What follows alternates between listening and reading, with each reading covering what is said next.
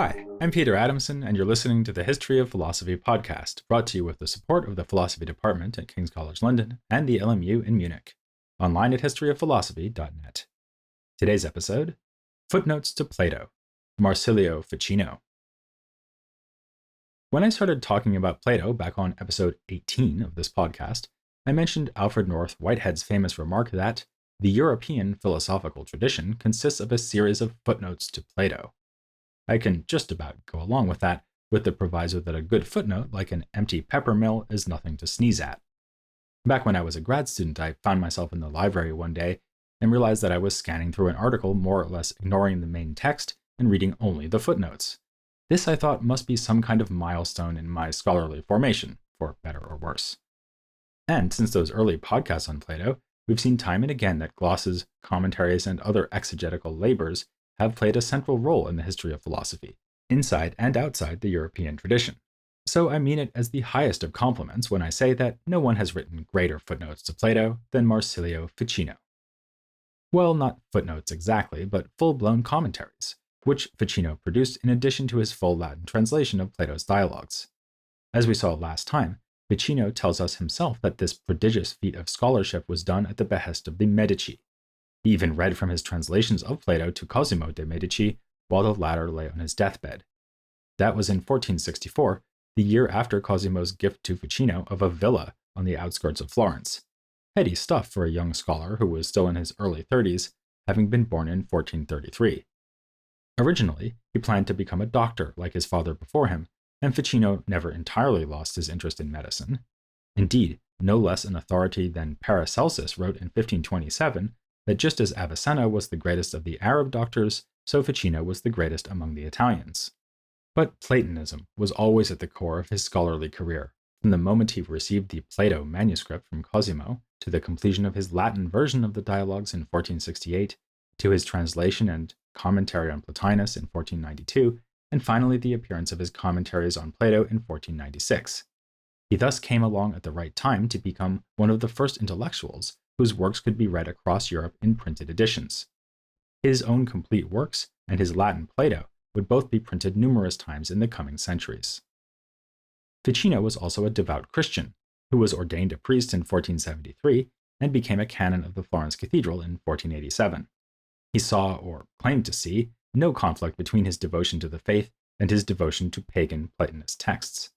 To the contrary, he believed that Platonism was part of God's plan for humankind. In a work called On the Christian Religion, he argued that late ancient Platonists, pagan though they may have been, were actually influenced by Christian ideas in their interpretation of Plato. But not all Ficino's readers were persuaded of the coherence of these two traditions. Michael Allen, a leading scholar of Ficino's thought, has written that Ficino spent his whole Neoplatonizing life on the very borders of heterodoxy. He came closest to stepping over the borders when he wrote a work about the arts of extending one's life, whether Neoplatonizing or otherwise. The 3 books on life, which we'll discuss in greater detail in a future episode, got him in trouble with the church authorities because of its talk of magic and astrology. But he was acquitted by the Pope in 1490. He died in 1499 at the age of 66, which is not particularly impressive as proof of his skill in increasing longevity, but would probably have pleased Ficino no end for numerological reasons. Indeed, his commentaries on Plato, deeply influenced as they are by late ancient authors, explore Pythagorean numerology, demonology, magic, and astrology, as well as a wide range of issues within Plato's metaphysics, epistemology, ethics, and psychology. Actually, let's not put it that way. It would be better to emphasize that Ficino saw no divide between the Pythagorean and occult side of Platonism and the philosophical questions that occupy the attention of most Plato scholars today.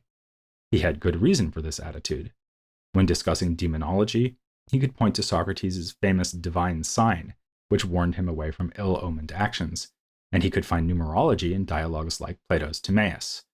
In fact, he saw Plato as the last of 6 great sages, the number 6 being, of course, particularly significant to him, on a list that also included Zoroaster, Hermes, Orpheus, Aglophamus, no, me neither, and, of course, Pythagoras himself.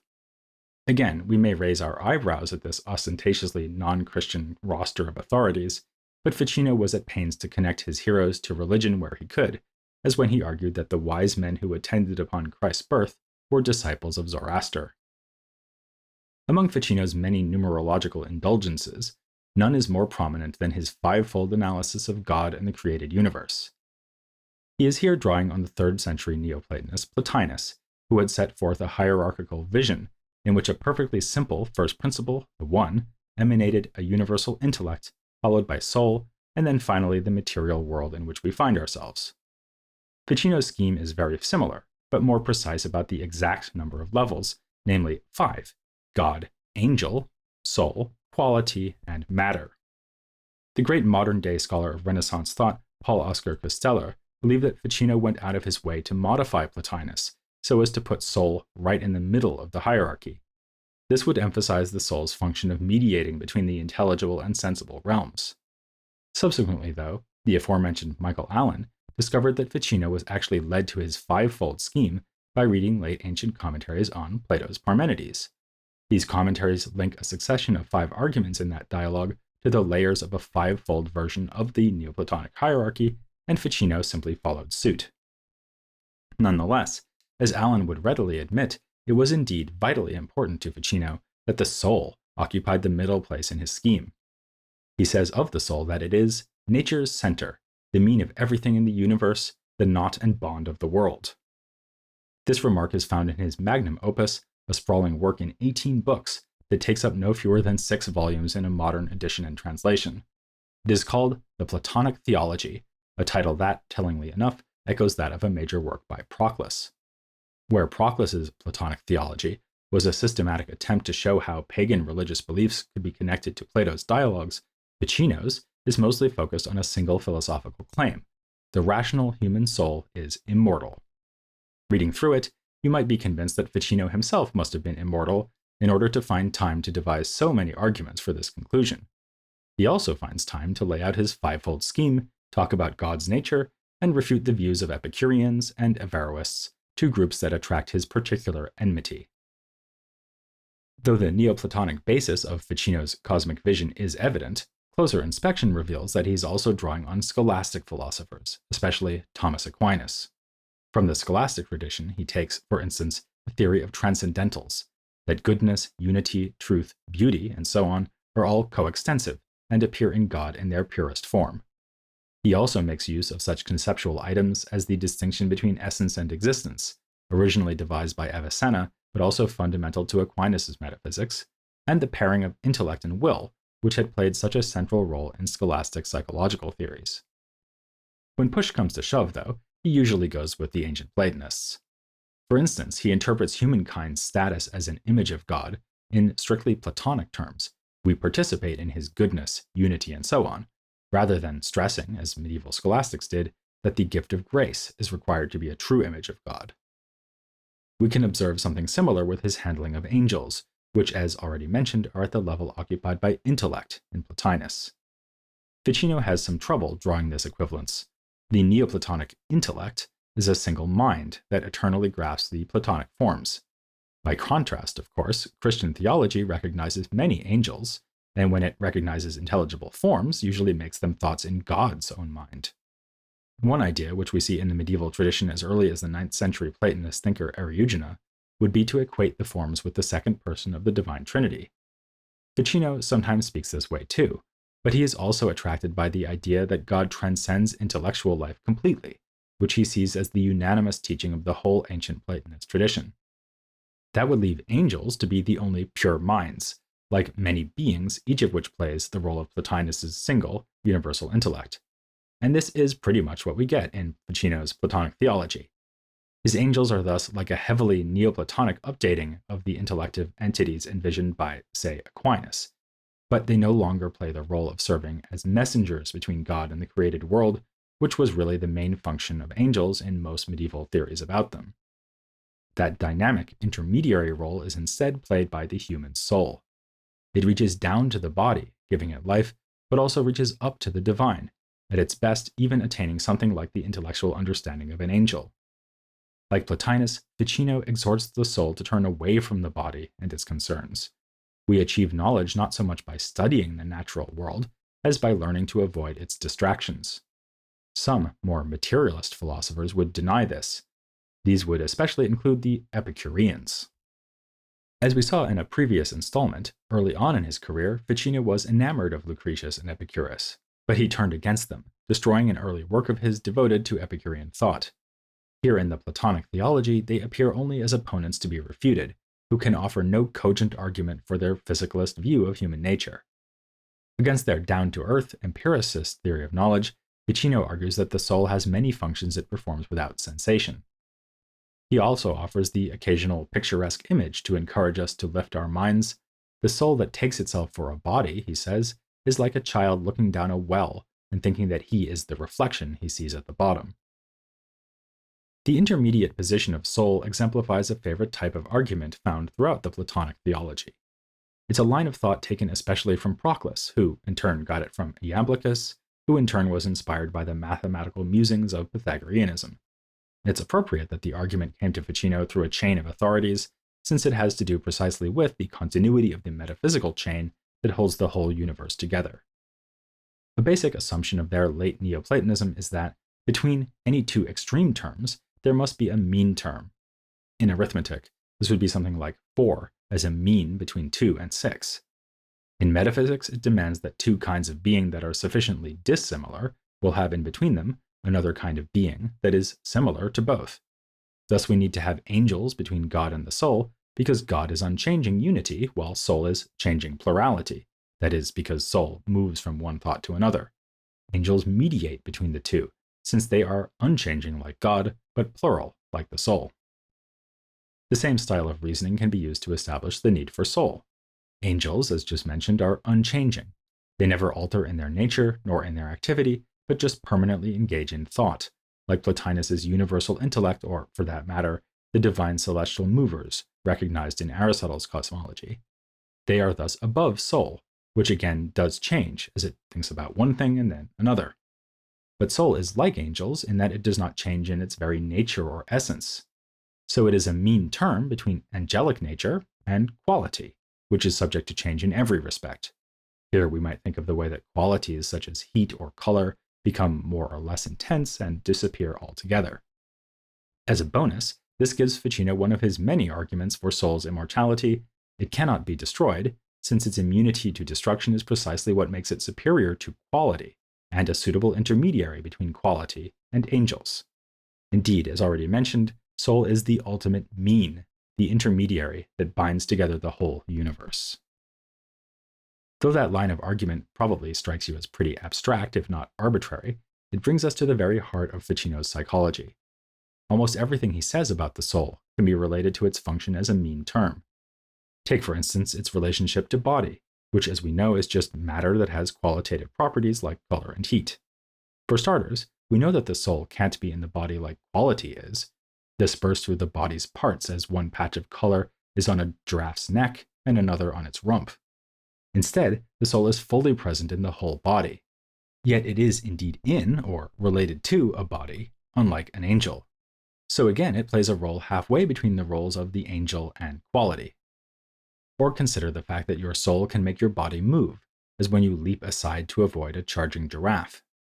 The reason your soul can do this is that it too is moving or changing. As we saw, this is what makes it inferior to an angel, which can cause motion too, but not by moving.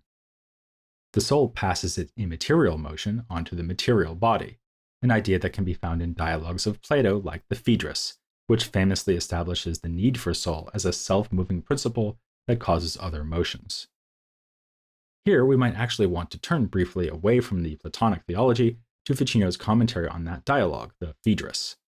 This dialogue features a famous image of the soul as a charioteer, steering two horses, a white horse, representing reason, and a black one, representing imagination and lower nature, at least on Ficino's interpretation. Ficino does not see the black horse as bad exactly, since he thinks that desire and imagination can be put to good use to orient ourselves towards God. But he follows Plato's mythic narrative by exhorting us to pull the soul upwards into the heavens until it partakes of the unchanging, perfect intellectual contemplation enjoyed by angels. This, by the way, is something you won't find real horses or even giraffes doing. Beasts have no rational soul, so they lack many of the features that make soul similar to angelic nature. Thus, animals will enjoy no afterlife. The functions of our own souls that we share in common with animals, like sensation and bodily desire, will likewise die along with our bodies. The human soul is then special in its ability to survive death. But what about birth? Plato and his late ancient followers were very clear that our souls have existed already before we came into our bodies.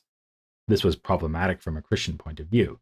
And still worse, Ficino could read the Pythagoreans and Plato saying that the soul may previously have been in other bodies, even the bodies of animals, and that if we live badly, we will be reborn the next time as beasts. This must have been rather embarrassing for Ficino, but to his credit, he does not try to hide the Platonic teaching. He mentions the theory of reincarnation, but dismisses it as merely poetical and not philosophical, a kind of metaphor in which life in an animal body represents living as if one were a beast. As for soul's existence before birth, Ficino rejects this outright. If souls found themselves in a state of complete freedom, they would never be willing to enter into bodies in the first place. He has to walk a tightrope here, insisting that the soul's nature means that it can never stop existing, even though it started existing.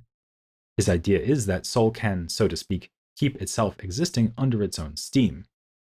Its capacity for self-motion is a sign of this, and as a pure form, it has no potentiality for being destroyed, or for that matter, generated out of matter. Yet soul is not self-causing. Though it is not generated, it is indeed created, meaning that it acquires existence from some other source, namely God, who creates it without creating it from matter. You might notice that I keep going back and forth here between talking about soul and souls, leaving some unclarity as to whether I am talking about a single principle that is part of a cosmic hierarchy or many life-giving principles that belong to individual humans.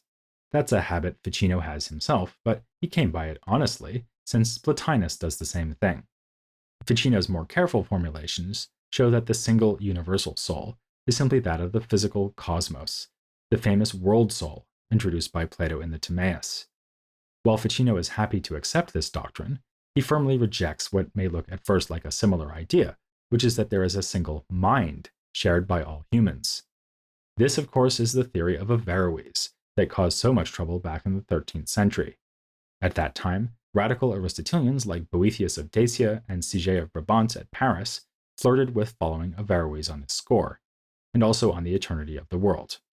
Thomas Aquinas attacked them, calling them Averroists, and as you may recall, there is a scholarly debate today as to whether the phrase Latin Averroists can accurately be applied to those Parisian arts masters. Soon enough, we'll be seeing that the Italian Renaissance had its own Averroists.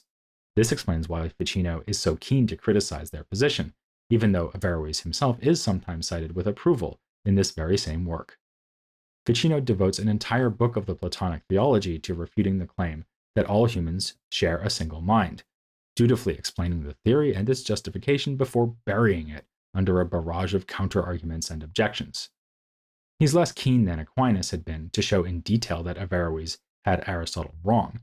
Instead, he argues on abstract philosophical grounds that there can be no universal potential intellect that receives ideas from a single actual intellect, as Averroes supposed, because mind cannot be pure potency.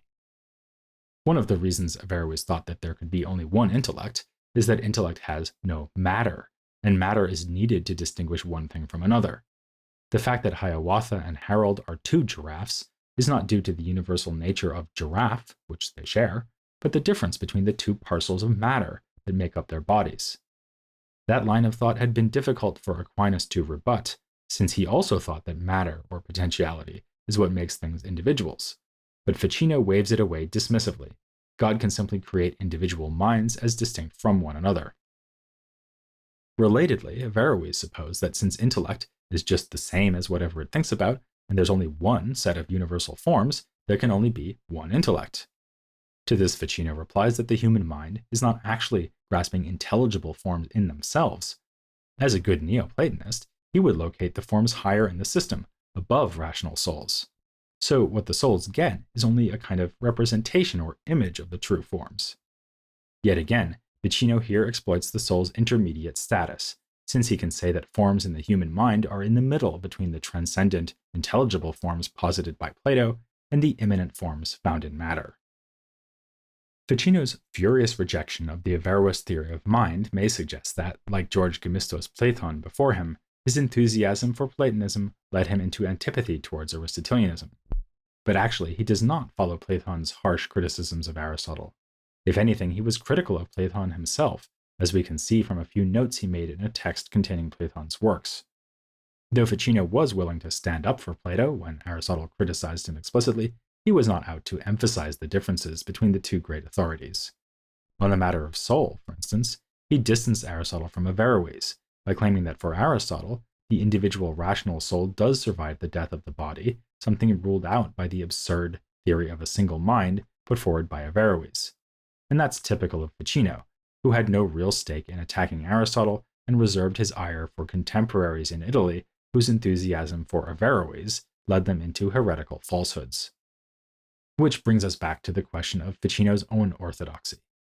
We already saw that he was accused of heresy but cleared of all charges by the papacy, and he even wound up shaping church doctrine when his arguments in favor of the soul's immortality led to this being declared as official dogma in 1513.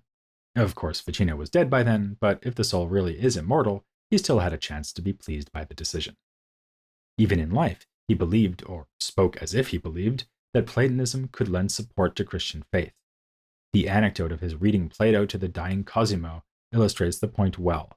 Ficino claims that his patron died straight away, as if impatient to go to the blessed afterlife affirmed by Plato. In his summary of Plato's Phaedo, the dialogue that depicts the last hours and courageous death of Socrates, Ficino remarked that Socrates' life is a kind of image of the Christian life or its shadow. Of course, he was well aware of the pagan content in some of his favorite sources, like Iamblichus and Proclus, but he did his best to rationalize these features of the texts, fulfilling his promise in the prologue of the Platonic Theology to set forth Platonist arguments insofar as they agree with true religion. Confronted with Proclus's particularly Baroque version of the Neoplatonic system, designed to make room for the many pagan deities within the hierarchy, Ficino managed a feat of reverse engineering, assimilating the pagan gods to his own, simpler hierarchy. Uranus, Saturn, and Juno are just names for God, angel, and soul, while other gods are mere aspects of these principles, with Venus, for example, simply being the beauty of the world soul's mind. He was expert in finding ways to discover agreement between the Platonists and his faith. The Platonic Theology ends with 2 books on the subject of the bodily resurrection, which certainly looks like a specifically Christian doctrine that would be in tension with Platonism. But Ficino noted that Platonists believed that liberated souls go to the heavenly realm and take on celestial or ethereal bodies, a philosophical thesis tantamount to the Christian view that souls will receive perfect, risen bodies from God. It's an appropriate move for Ficino to make. After all, his life's mission was nothing less than the resurrection of Platonic philosophy. This has been an unusually long episode, yet we have barely scratched the surface of Ficino's extensive and fascinating body of work. Much as Psellos appeared recurrently in our series on Byzantium, so Ficino will keep turning up in episodes to come. In fact, in the very next episode, he'll be like the soul within the universe, a central figure. Because we'll be looking at Renaissance ideas about love, the topic Ficino embraced in his commentary on Plato's erotic dialogue, The Symposium. And he wasn't the only Renaissance Italian with a passion for the subject, as we'll discover next time here on The History of Philosophy Without Any Gaps.